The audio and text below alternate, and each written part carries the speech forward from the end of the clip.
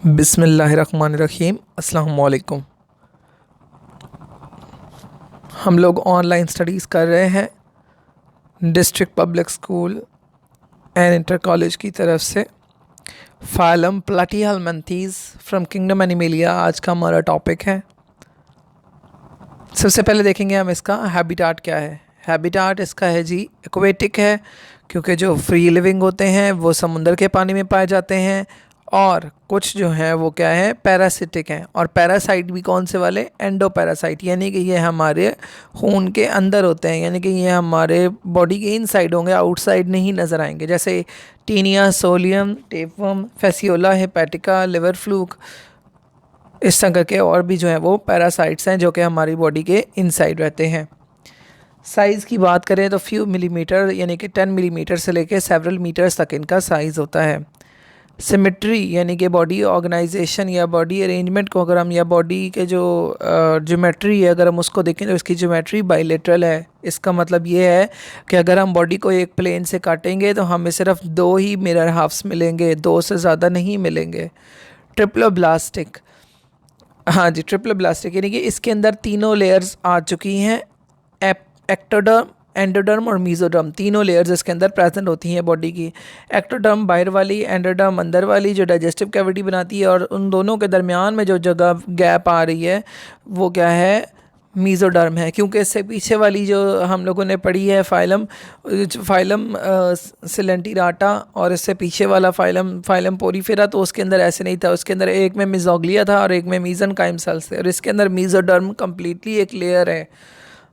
Organisation ए coelomate है, लेकिन इनके अंदर सिलोम यानी कि बॉडी कैविटी नहीं होती। इसका मतलब है इसके ऑर्गन इतने वेल डेवलप्ड नहीं है कि वो क्या है अपनी कैविटी में प्रेजेंट हों। अनसेगमेंटेड बॉडी है इसकी बॉडी एक ही जैसी है, इसमें सेगमेंट्स नहीं हैं, और डॉर्सो वेंट्रली कॉम्प्रेस्ड है। इसीलिए इनको हम फ्लैट वर्म्स भी कहते हैं, क्योंकि ऊपर और नीचे दोनों तरफ से ये धड़ से चिपटे हैं। न्यूट्रिशन क्या है, न्यूट्रिशन पैरासाइटिक है, ज़ाहिर सी बात है। जो पैरासाइट रह रहे हैं एज अ पैरासिटिक न्यूट्रिशन हासिल करेंगे, और जो फ्री लिविंग रह रहे हैं जैसे प्लेनेरिया वगैरह है वो डेड एंड डिकेइंग मैटर को खाएगा।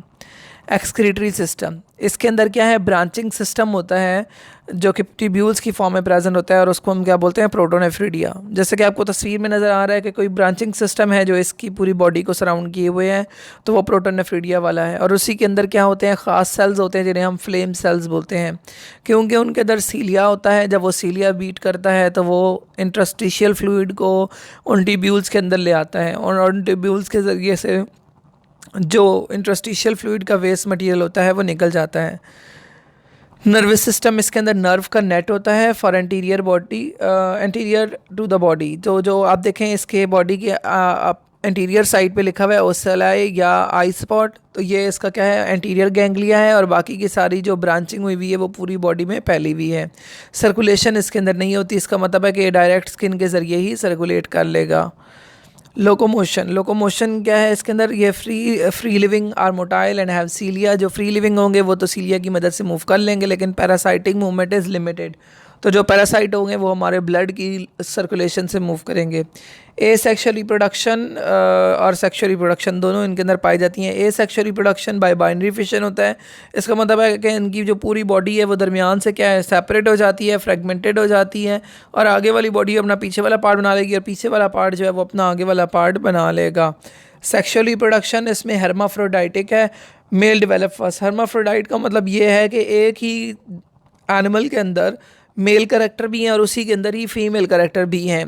लेकिन होता यह है कि हर्माफ्रोडाइट होने का मतलब ये है कि उसके अंदर मेल करेक्टरिस्टिक्स पहले बनते हैं, फिर वो अपना जब काम मुकम्मल कर रहे होते हैं तो तब फीमेल करेक्टरिस्टिक्स डेवलप होते हैं, और फिर उनके अंदर जो गैमीट्स का यूनियन है वो होता है, और फिर जो है वो एग, और फिर उसके बाद डेवलपमेंट जो है वो डायरेक्टली होना शुरू हो जाती है कि जैसे ही ज़ाइगोट बना तो उसके बाद ये नहीं है कि काफ़ी अर्सा उसको इंक्यूबेशन टेम्परेचर या पीरियड चाहिए, उसको जस्ट स्टार्टिंग डायरेक्ट ही वो क्या करता है, ज़ाइगोट जो है वो एम्ब्रियो में कन्वर्ट हो जाता है।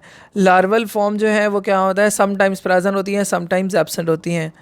जैसे कि इनकी एग्जांपल है ड्यूगेसिया। ड्यूगेसिया जो है ये क्या है, नॉर्मल वाले प्लेनेरिया को बोलते हैं। फेसियोला हेपेटिका जो है ये हमारे हम लिवर फ्लूक को कहते हैं, और टीनिया सोलियम जो है ये हम टेपवर्म को कहते हैं। नीचे मैंने तस्वीरें साथ जो दी हैं उसमें आप देख सकते हैं कि जो हमारे पास है ना इनके लाइफ साइकिल्स वो ह्यूमंस और एनिमल्स से होकर गुजरते हैं। तो इनका लाइफ का कुछ पार्ट जो है वो हमारे जैसे लिवर फ्लूक है, तो कुछ पार्ट वो हमारे लिवर में गुजारता है और कुछ पार्ट जो है वो क्या है स्नेल के अंदर गुजारता है, और इस तरह करके उसका लाइफ साइकिल पूरा होता है। इसी तरह से जो टेपवर्म है, टेपवर्म भी इसी तरह करता है, कुछ टाइम हमारी बॉडी के हमारी इंटेस्टाइन में गुजारता है और कुछ टाइम पिग्स के अंदर गुजारता है, और ये उसकी फीसिस के थ्रू जो है वो ट्रांसपोर्ट होता होता प्लांट्स में चढ़ जाता है और फिर उससे हम तक पहुंच जाता है। तो इस तरह करके ये काफ़ी डेंजरस भी साबित हो सकता है हमारे डाइजेस्टिव सिस्टम के लिए।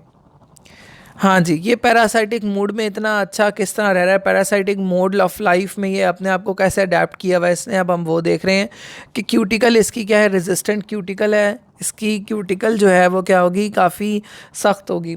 उसके बाद एडहेसिव ऑर्गन, इसके पास हुक्स और सकर्स होते हैं जिसकी मदद से ये हमारे डाइजेस्टिव सिस्टम के साथ अटैच रहता है। इसका अपना डाइजेस्टिव सिस्टम हालांकि लेस डेवलप्ड है। मस्कुलर एंड नर्वस सिस्टम की बात करें तो दोनों डीजनरेट हुए हुए होते हैं जब ये हमारी बॉडी में होता है, तभी तो ये पैरासिटिक एक्टिविटी जो है वो इतनी ज़्यादा प्रोमिनेंट नहीं है कि हम लोग फौरी तौर पे बीमार पड़ें।